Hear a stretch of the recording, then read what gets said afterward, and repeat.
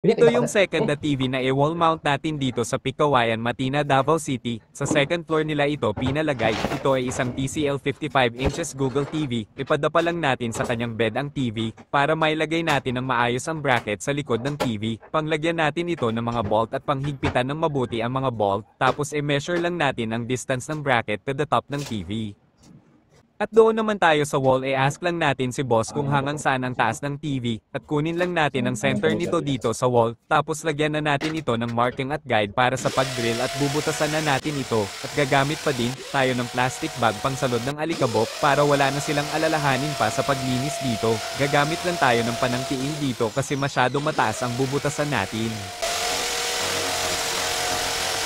At isunod naman sa paglagay ang plastic top sa binubutasan natin doon sa wall, at puanasan lang muna natin kasi dumidikit ang alikabok sa wall, at ilagay na natin ang wall bracket at lagyan na natin ito ng mga lug screw bolt at higpitan ng drill socket para mabilis, at isunod naman sa paghigpit ng T-socket wrench.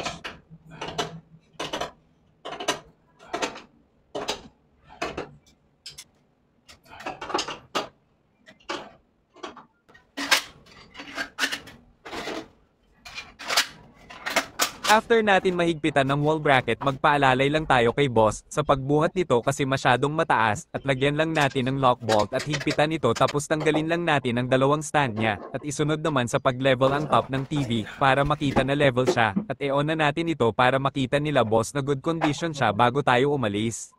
Sa nais magpa-TV wall mount bracket, maaari ninyo lang kami i-PM kung ilang inches at location kung meron bracket o wala para ma-estimate namin ang cost of installation, at pwede ninyo din i-visit ang aming page at grupang TV Bracket Davao or sa aming YouTube channel Chris Zoldi Cortez. Nandyan po lahat ang aming actual installation. Maraming salamat po. Installation by TV Bracket Davao.